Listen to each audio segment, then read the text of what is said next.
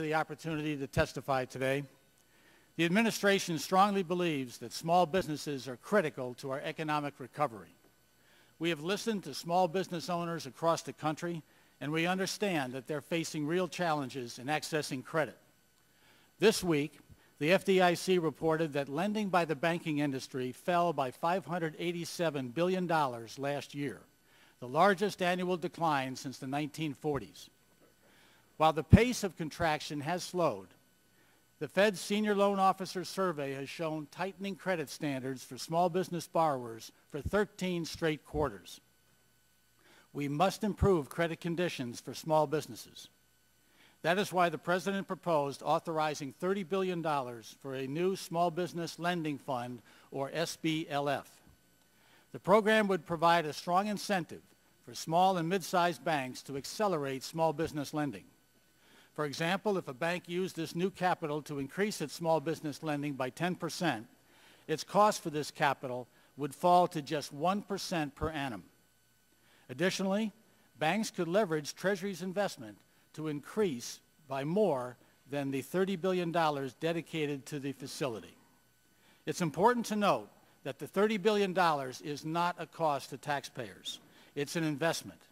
We expect that almost all of that investment will be returned to Treasury over time. As you know, Treasury's previous investments in banks are already producing a profit to taxpayers.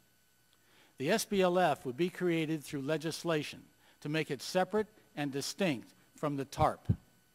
While Treasury has the authority to create a small business lending fund under TARP, we're convinced that if we did so, very few banks would participate. Various restrictions under TARP have had unanticipated consequences for small and mid-sized banks. For example, a small community bank may not be permitted to make severance payments to a bank teller due to the golden parachute prohibition that applies to senior executives and the next 5 highest paid employees. As evidence of banks' reluctance to participate in TARP programs, when we reopened the capital purchase program for small banks with less than $500 million of assets, 7,000 banks were eligible to participate. Only one new bank took funding during the next 6 months that the program was open. But simply removing TARP restrictions will not be enough to ensure participation. Many banks believe there is a stigma attached to accepting TARP capital.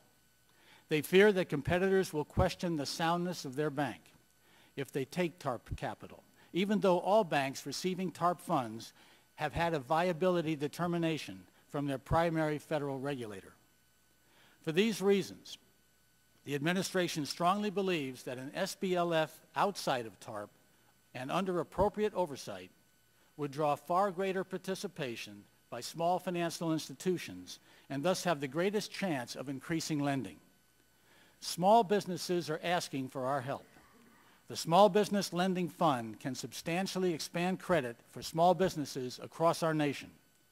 Treasury looks forward to working with you on this proposal to help small businesses create jobs and contribute to a full economic recovery. Thank you.